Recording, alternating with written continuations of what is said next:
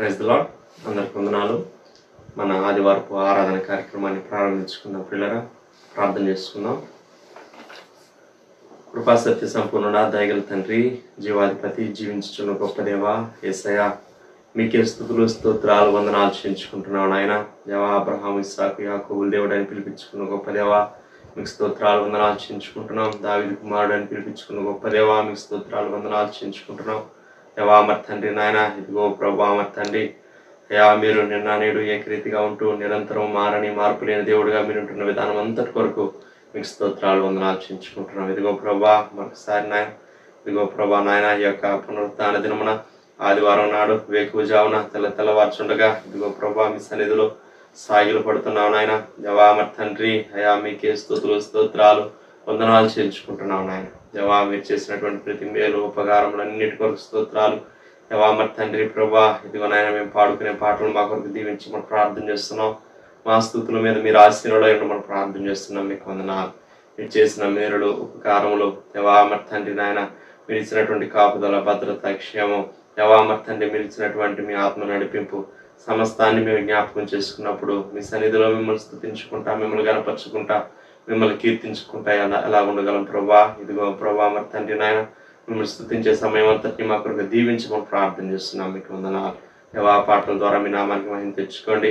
మా స్తుతుల మీద మీరు ఆశీర్వాదం మనం ప్రార్థన చేస్తున్నాం. మీకు వందనాలు. అలాగే 91వ కీర్తన చదువుకునే సమయం అంతటిని కూడా మా కొరకు దీవించండి. మీ వాక్కులు వాగ్దానాలు మా పక్షంగా గొప్పగా మీరు నెరవేర్చిన దేవుడా మీకు స్తోత్రాలు చేయించుకుంటున్నాం. దేవా అలాగే మరి తండ్రి వాక్య భాగాన్ని చదివి దేవా వ్యక్తిగతంగా ఆరాధన చేసే సమయం అంతటిని కూడా మా కొరకు దీవించమని ప్రార్థన చేస్తున్నాం. స్తోత్రాలు అనే విషయాలు మీరే సహాయం చేయండి. దేవా మరి తండ్రి ప్రభా, మీ వాక్యం ద్వారా మీ సేవకుల ద్వారా మీరు మాతో మాట్లాడమని ప్రార్థన చేస్తున్నాం.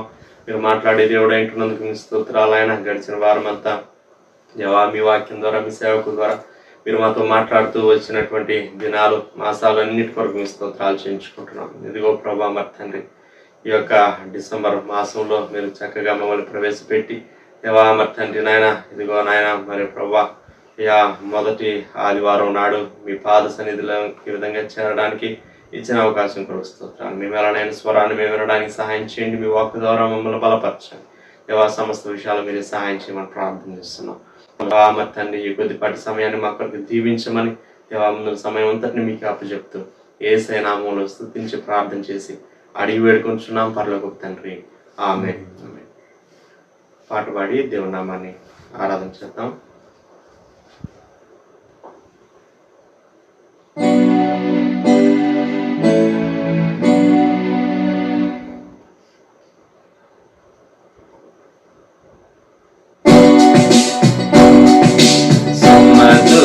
స్వరముల గానాలతో వేలాది దూతల గలములతో కొనియాడబడుచున్న నా యేసయ్యా, నీకే నా ఆరాధన. సుమధుర స్వరముల గానాలతో వేలాది దూతల గలములతో కొనియాడబడుచున్న నా యేసయ్యా, నీకే నా ఆరాధన. మహదానందమే నాలో పరవశమే, నిన్ను స్తుతించిన ప్రతి క్షణం. మహదానందమే నాలో పరవశమే, నిన్ను స్తుతించిన ప్రతి క్షణం. సుమధుర స్వరముల గానాలతో వేలాది దూతల గలములతో కొనియాడబడుచున్న నా యేసయ్యా, నీకే నా ఆరాధన.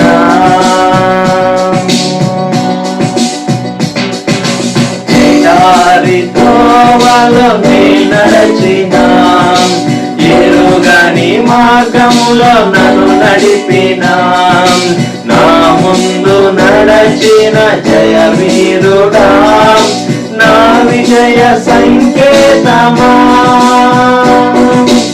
ఎడారి త్రోవలో నే నడచిన, ఎరుగని మార్గంలో నన్ను నడిపిన, నా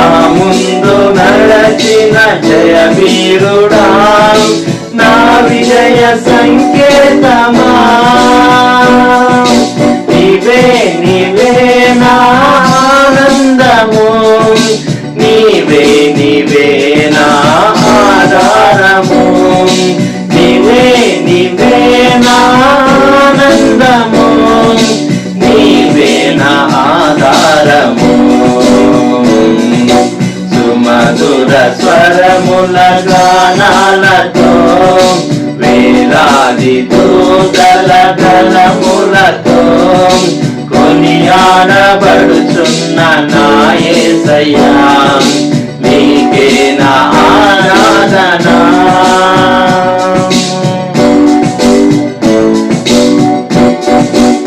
వాక్యం చదువుకుందాం పిల్లరా. మహోన్నతుని చాటున నివసించువాడే సర్వశక్తి నీడను విశ్రమించువాడు. మహోన్నతుని చాటున నివసించువాడే సర్వశక్తి నీడను విశ్రమించువాడు. ఆయనే నాకు ఆశ్రయము, నా కోట, నేను నమ్ముకున్న నా దేవుడని నేను యెహోవాను గురించి చెప్పుచున్నాను. ఆయనే నాకు ఆశ్రయము, నా కోట, నేను నమ్ముకున్న నా దేవుడని నేను యెహోవాను గురించి చెప్పుచున్నాను. వేటకాని ఊరిలో నుండి ఆయన నిన్ను విడిపించును, నాశనకరమైన తెగులు రాకుండా నిన్ను రక్షించును. వేటకాని ఊరిలో నుండి ఆయన నిన్ను విడిపించును, నాశనకరమైన తెగులు రాకుండా నిన్ను రక్షించును. ఆయన తన రెక్కలతో నిన్ను కప్పును, ఆయన రెక్కల క్రింద నీకు ఆశ్రయం కలుగును. ఆయన సత్యము కీడమును డాలునై ఉన్నది. ఆయన తన రెక్కలతో నిన్ను కప్పును, ఆయన రెక్కల కింద నీకు ఆశ్రయం కలుగును. ఆయన సత్యము కేడమును డాలునై ఉన్నది. రాత్రి వేళ కలుగు భయమునకైనను, పగటి వేళ ఎగురు బాణమునకైనను, రాత్రి వేళ కలుగు భయమునకైనను, పగటి వేళ ఎగురు బాణమునకైనను, చీకటిలో సంచరించు తెగులునకైనను, మధ్యాహ్నమందు పాడు చేయు రోగమునకైనను నీవు భయపడుకుందువు. చీకటిలో సంచరించు తెగులుకైనను, మధ్యాహ్నం మందు పాడు చేయి రోగమునకైనను నీవు భయపడకుందువు. నీ ప్రక్కన 1000 మంది పడినను, నీ కుడి పక్కన 10,000 మంది కూలినను అపాయం నీ ఎదుకు రాదు. నీ ప్రక్కన 1000 మంది పడినను, నీ కుడి ప్రక్కన 10,000 మంది కూలినను అపాయం నీ ఎదుకు రాదు. నీవు కనులారా చూచుచుండగా భక్తిహీనులకు ప్రతిఫలం కలుగును. నీవు కనులారా చూచుండగా భక్తిహీనులకు ప్రతిఫలం కలుగును. యెహోవా నీవే నా ఆశ్రయము అని నీవు మహోన్నతుడైన దేవుని నీకు నివాస స్థలంగా చేసుకుని ఉన్నావు. యెహోవా నీవే నా ఆశ్రయము అని నీవు మహోన్నతుడైన దేవుని నీకు నివాస స్థలముగా చేసుకుని ఉన్నావు. నీకు అపాయం ఏమీ రాదు, ఏ తెగులును నీ గుడారము సమీపించదు. నీకు అపాయం ఏమీ రాదు, ఏ తెగులును నీ గుడారమును సమీపించదు. ఈ మార్గములన్నిటిలో నిన్ను కాపాడుటకు ఆయన నిన్ను గూర్చి తన దూతలకు ఆజ్ఞాపించును. నీ మార్గములన్నిట్లో నిన్ను కాపాడుటకు ఆయన నిన్ను గూర్చి తన దూతలకు ఆజ్ఞాపించును. నీ పాదములకు రాయి తగలకుండా వారు నిన్ను తమ చేతుల మీద ఎత్తి పట్టుకుందరు. నీ పాదములకు రాయి తగులకుండా వారిని తమ చేతుల మీద ఎత్తి పట్టుకుందరు. నీవు సింహములను, నాగుపాములను త్రొక్కెదవు, కదమ సింహములను, భుజంగములను అనగద్రొక్కెదవు. నీవు సింహములను, నాగుపాములను త్రొక్కెదవు, కదమ సింహములను, భుజంగములను అనగద్రొక్కెదవు. అతడు నన్ను ప్రేమించుచున్నాడు గనుక నేను అతన్ని తప్పించదను. అతడు నా నామం ఎరిగిన వాడు గనుక నేను అతన్ని గణపరచెదను. అతడు నన్ను ప్రేమించుచున్నాడు గనుక నేను అతను తప్పించదును. అతడు నా నామం ఎరిగిన వాడు గనుక నేను అతను గణపరచెదను. అతడు నాకు మొరపెట్టగా నేను అతనికి ఉత్తరం ఇచ్చేదను. శ్రమలో నేను అతనికి తోడై ఉండేదను. అతన్ని విడిపించి అతన్ని గొప్ప చేసేదను. అతడు నాకు మొర్రపెట్టగా నేను అతనికి ఉత్తరం ఇచ్చేదను. శ్రమలో నేను అతనికి తోడై ఉండేదను. అతన్ని విడిపించి అతని గొప్ప చేసేదను. దీర్ఘాయు చేత అతనిని తృప్తిపరచదను. నా రక్షణ అతనికి చూపించదను. దీర్ఘాయువు చేత అతన్ని తృప్తిపరచెదను. నా రక్షణ అతనికి చూపించదను. వాక్యం విందాం ప్రియులరా. దైవజనులు ప్రభుదాస్ అంకుల్ గారు ఇచ్చి మనకు దేవుని వాక్యం అందిస్తారు. ప్రియమైన వారులారా, ఈ పునరుద్ధాన దినం డిసెంబర్ మాసంలో మొదటి ఆదివారం ప్రభు సన్నిధానంలో ఆన్లైన్లో ఏకీవిస్తున్నటువంటి ప్రియమైన దేవుని బిడ్డలందరికీ శుభములు, వందనములు తెలియపరుస్తున్నాం. యెషయా గ్రంథం 11వ అధ్యాయం మొదటి వచనం. Isaiah chapter 11 and verse 1. యెషయి మొద్దు నుండి చిగురు పుట్టును, వాని వేరుల నుండి అంకురము ఎదిగి ఫలించును. ప్రార్థన. ప్రేమగల మా తండ్రి, పరిశుద్ధ దేవ, మీకు వందనములు, స్తోత్రము. ఆదివారం ఆరాధన దినం మా ప్రభువును మేము ఆరాధించి స్తుతించేటటువంటి సింహాసనాసీనుడైనటువంటి మా రక్షకుని మేము పొగిడి ఘనపరిచేటటువంటి గొప్ప దినమైనందుకు స్తోత్రాలు. ఈ ప్రాతకాలంలో ఆన్లైన్లో వీక్షించేటటువంటి మీ బిడ్డలను మీరు ఆశీర్వదించి దీవించి మీ గ్రంథవాక్యముల ద్వారా మాతో మాట్లాడి మమ్మల్ని బలపరచమని యేసుక్రీస్తు ప్రభు వారి శ్రేష్టమైన నామములో వేడుచూ ఉన్నాము తండ్రి. ఆమేన్. డిసెంబర్ మాసంలో ప్రవేశించాం. ఇది మొదటి ఆదివారం. డిసెంబర్ మాసం క్రిస్మస్ మాసం, ఆనంద మాసం చెప్పాలంటే. నిరీక్షణతో కూడినటువంటిది, సంతోషంతో కూడిన మాసము. ఈ మాసంలో మనకు ఎన్ని సమస్యలు ఉన్నా మన హృదయాల్లో ధైర్యాన్ని, నిరీక్షణను నింపుకునేటటువంటి మంత్ ఇది.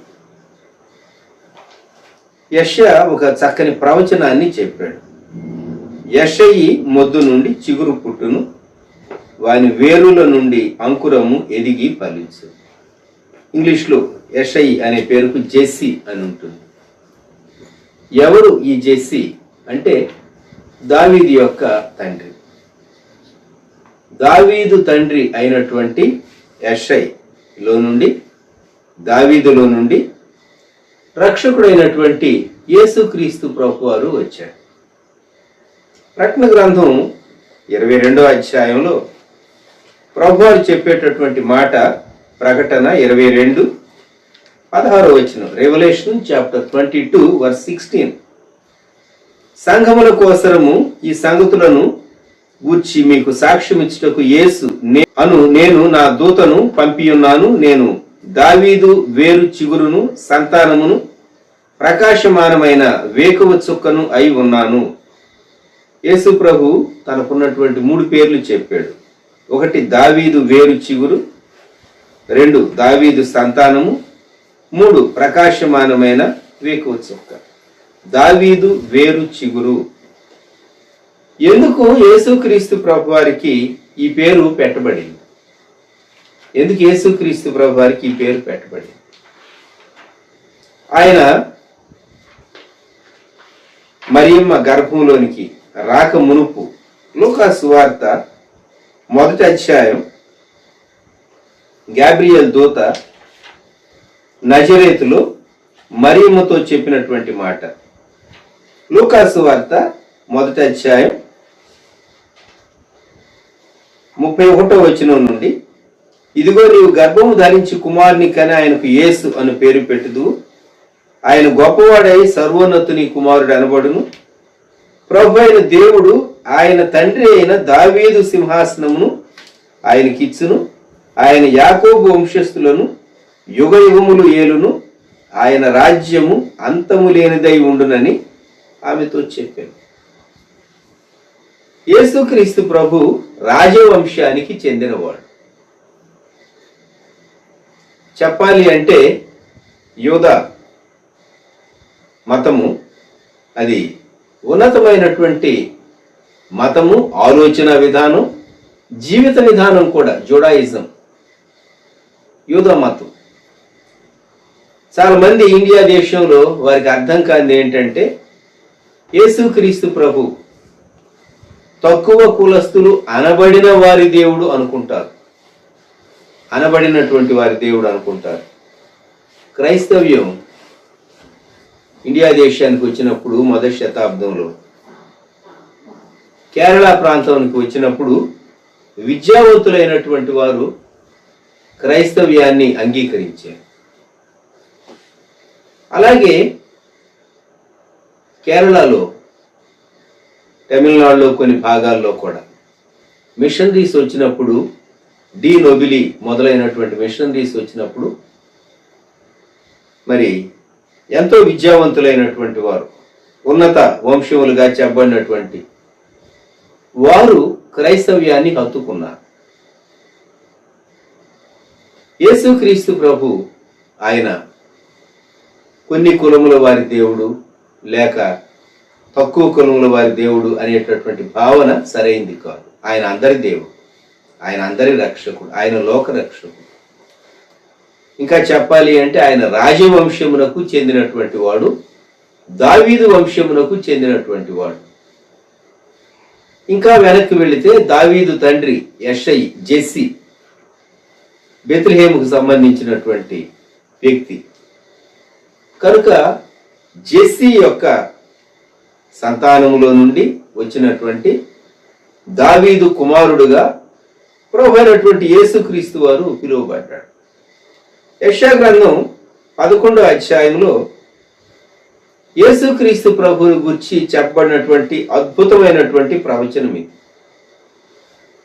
ఇది నిస్సందేహంగా ప్రభు అయినటువంటి యేసుక్రీస్తు వారిని గూర్చే. ఆ క్రింద 2వ వచనంలో, మిగిలిన వచనాల్లో చూస్తే 2, 3, 4 వచనాలు. యెహోవా ఆత్మ జ్ఞాన వివేకములకు ఆధారముగా ఆత్మ, ఆలోచన బలములకు ఆధారముగా ఆత్మ, తెలివిని యెహోవా ఎల్ల భయభక్తులను పుట్టించే ఆత్మ అతని మీద నిలుచును. యెహోవా భయం అతనికి ఇంపైన సువాసనగా ఉండును. కంటి చూపును బట్టి అతడు తీర్పు తీర్చడు, తాను వినుదానిని బట్టి విమర్శ చేయడు. నీతిని బట్టి బీదలకు తీర్పు తీర్చును, భూనివాసుల్లో దీనులైన వారికి యథార్థముగా విమర్శ చేయును అని ఇలాగూ యేసుక్రీస్తు ప్రభువారిని గుర్చిన శ్రేష్టమైనటువంటి ప్రవచన భాగాలు యెషయా ముందుగానే వ్రాశాడు. రాజవంశమే, కానీ వీరికి సింహాసనమే లేదు. అంతేకాదు అనుకునేటటువంటి వారు, గుర్తించేటటువంటి వారు లేరు కదా. ఇంకా చెప్పాలి అంటే నజరేతులో దావీదు ఊరికి వచ్చినప్పుడు సత్రం ఉన్నది. అక్కడ సత్రంలో వీరికి స్థలం లేదు. దావీదు రాజు అయిన తరువాత తమ పితరుని యొక్క గృహం అది చౌల్ట్రీగా సత్రంగా మార్చేశారు, సత్రంగా వాడుకోవటానికి. ఆశ్చర్యం ఏంటంటే ఏ గృహం అయితే సత్రంగా ఉండటానికి ప్రజోపయోగం కొరకు వారు ఇచ్చారో ఆ వంశీయులు వచ్చినప్పుడు వారికి సత్రంలో స్థలం లేదన్న. ఆశ్చర్యం కదా. సృష్టికర్త అయినటువంటి దేవాది దేవుడు నిన్ను నన్ను ప్రేమించి మనల్ని ఆశీర్వదించి దీవించి మనకు జన్మ, ఆయుష్కాలము, ఆరోగ్యము, కృపలన్నీ ఇచ్చి మనల్ని ఈ స్థితిలో ఉంచితే ఆయన మన హృదయంలో చోటు అడిగినప్పుడు మనం నిరాకరించేటటువంటి వారంగా ఉన్నాం. కొన్ని మార్లు చాలాసార్లు యేసు ప్రభువుని అంగీకరించడానికి మనం ఆయన్ను వెయిట్ చేయమన్నాం. వెంటనే ఆయనకు లోబడలేదు. లోబడినటువంటి వారు ఇంకా కోట్ల కొలదిగా ఉన్నారు ప్రపంచమందంతటా కాదా. ఈ ఉదయకాలం యెషయి మొద్దు నుండి పుట్టినటువంటి చిగురు. ఈ జనాంగం చెరకు వెళ్ళినటువంటి జనాంగం. చెరకు వెళ్ళినటువంటి జనాంగం తిరిగి వచ్చారు. మరలా దేవాలయాన్ని కట్టుకున్నారు, యెరూషలేము ప్రాకారాన్ని కట్టుకున్నారు ఎజ్రా నెహమ్యాల నాయకత్వంలో. వారిలో నుండి దేవుడు మరలా చిగురు తీసుకుని వచ్చాడు. ఓ క్రిస్మస్ మాసం మనకు నిరీక్షణను గుర్తు చేస్తుంది. మనం చాలా మార్లు మన జీవితంలో కృంగిన పరిస్థితుల్లోనికి వెళ్ళిపోతాం. ఎంత కృంగిన పరిస్థితులు అంటే చాలా కృంగిన పరిస్థితుల్లోనికి వెళ్ళాడు. యోబు గ్రంథం 14వ అధ్యాయం గమనిద్దాం మనం. యోబు గ్రంథం 14వ అధ్యాయం మొదటి నుండి. స్త్రీ కనిన నరుడు కొద్ది దినముల వాడై మికిలి బాధ నొందును. పువ్వు వికసించినట్లుగా వాడు పెరిగి వాడిపోవును. నీడ కనబడకపోవునట్లు వాడు నిలువక పారిపోవును. అట్టి వాని మీద నీవు కనుదృష్టి ఉంచి ఉన్నావు. తీర్పు నొందుటకై నన్ను నీ ఎదుటికి రప్పించి ఉన్నావు. పాపసహితునిలో నుండి పాపరహితుడు పుట్టగలిగిన యతమేలు, అలాగున ఎవడును పుట్టనేరడు. నరుని ఆయుష్కాలము పరిమితి కలది, వారి నెలల సంఖ్య నీకు తెలిసే ఉన్నది. మించజాలని వయ పరిమాణమును నీవు వారికి నియమించి ఉన్నావు.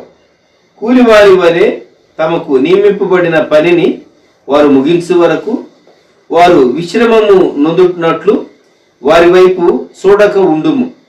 7వ వచనం గమనించండి. వృక్షము నరకబడిన ఎడల అది తిరిగి చిగుర్చుననియు దానికి లేత కొమ్మలు వేయుననియు నమ్మకం కలదు. దాని వేరు భూమిలో పాతదైపోయినను దాని అడుగు మొద్దు మంటిలో చీకిపోయినను నీటి వాసన మాత్రము చేత అది చిగుర్చును. లేత మొక్కవలే అది కొమ్మలు వేయును. యోబు తనను మొద్దుతో పోల్చుకున్నాడు.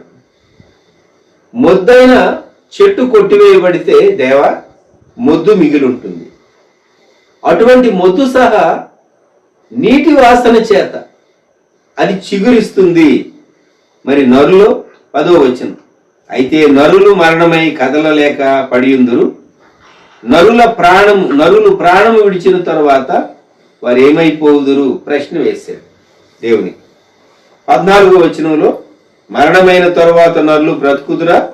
అలా గుండిన ఎడలు నాకు విడుదల కలుగు వరకు నా యుద్ధ దినములన్నీయు నేను కనిపెట్టి ఉందును. యోబు యొక్క ఆశ 4వ వచనం. పాప సహితునిలో నుండి పాప రహితుడు పుట్టగలిగిన ఎడల ఎంత మేలు. ప్రభువైన యేసుక్రీస్తు మానవ వంశములో నుండి పాపరహితుడుగా జన్మలో జీవితంలో జీవించి మానవులందరి పాపముల కొరకు శిలువలో ప్రాణం పెట్టినటువంటి దేవాది దేవుడు రక్షకుడు మన ప్రభు అయినటువంటి యేసుక్రీస్తు వారు. ఆయన దావీదు వేరు చిగురు. దావీదు వేరు చిగురు. యోబు ఈ మాటలు మరి మాట్లాడినటువంటి పరిస్థితి తాను భార్యను తప్ప ఆస్తి అంతా పోగొట్టుకుని,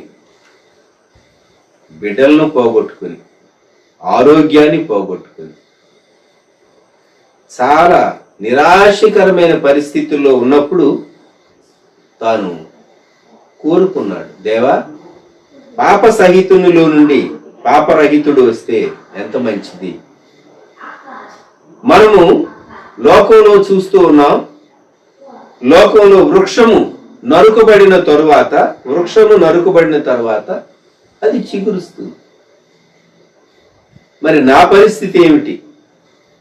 దేవుడు యోబు పక్షంగా ఎంత గొప్ప కృప చూపించాడో ఆఖరి వచనంలోనికి వస్తే యోబు గ్రంథం 42వ అధ్యాయం 16వ వచనం.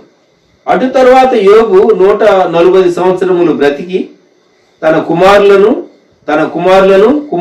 కుమారులను 4 తరముల వరకు చూచెను. మనుషుల యొక్క అక్రమాన్ని బట్టి మానవుని జీవితకాలం 120 సంవత్సరాలు అవుతుంది అని దేవుడు అన్నాడు నోవహు జలప్రళయ సందర్భంలో.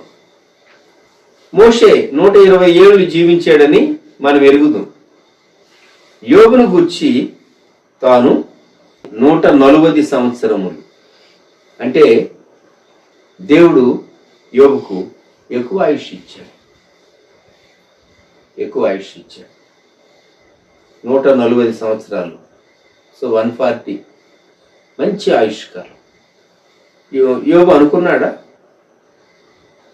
నేను ఇక మరణించబోతున్నా అనుకున్నాడు. అటువంటి యోబు మరలా బిడ్డలను కని వారు చాలా ఎదిగి, కుమార్తెలైతే చాలా సౌందర్యవంతులుగా ఆ దేశంలో వారు ఉన్నారని వారిని గూర్చి చెప్పబడింది. మరలా తన ఆరోగ్యం తిరిగి వచ్చింది, ఆస్తి రెట్టింపైంది. ఏ భార్య అయితే దేవుని దూషించి మరణం కమ్మని చెప్పిందో ఆ భార్యను దేవుడు మార్చాడు. యోబు జీవితంలో అద్భుతమైనటువంటి చిగురు కనబడుతుంది. నీ జీవితంలో నీవు ఆరోగ్యాన్ని కోల్పోతే, ఆర్థికంగా నీవు నష్టపడినటువంటి వ్యక్తివైతే, నీ పరిస్థితులన్నీ నీకు విరోధంగా ఉంటే నీకు నిరీక్షణ ఉన్నది. ఎందుకంటే యెషయి మొద్దు నుండి చిగురు పుట్టును అనేటటువంటి మాట దేవుని గ్రంథంలో మనము వాగ్దానం చదువుతున్నాం. నీటి వాసన చేత అది చిగురుస్తుంది. మొద్దుగా ఉంటే దానిలో నుండి చిగురు రాదు. లైఫ్ ఎక్కడో ఉంటుంది, కానీ నీరు తగిలినప్పుడు ఆ వేరులో నుండి చిగురు వస్తుంది. దేవుని వాక్య వాగ్దానమే ఆ నీరు. నీవు దేవుని వాక్యాన్ని నమ్ము. ఈ ఉదయకాలం ఏంటి పరిస్థితి? మనల్ని తన కృపను బట్టి సజీవులుగా ఉంచాడు. దేవునికి మనము స్తుతి చెల్లింపబద్దులు. రాసినటువంటి ఆ ప్రవచనాన్ని మనం గుర్తు చేసుకుందాం. యెషయా గ్రంథంలో తాను చెప్పినటువంటి మాట, యెషయా రాసినటువంటి ప్రవచనం 11వ అధ్యాయం. యెషయి మొద్దు నుండి చిగురు పుట్టును, వాని వేరుల నుండి అంకురము ఎదిగి ఫలించు. అలాగే 10వ వచనంలో, ఆ దినమున ప్రజలకు ధ్వజముగా నిలుచుచుండు యెషయి వేరు చిగురు నొద్ద జనములు విచారణ చేయును. ఈ వచనాల్లో 11వ అధ్యాయంలో యెషయా గ్రంథం పైన వ్రాయబడినటువంటి వచనాలు మిల్లీనియంను గుర్చినటువంటి వచనాలు. అవి మిల్లీనియంను 1000 సంవత్సరాల పరిపాలనలో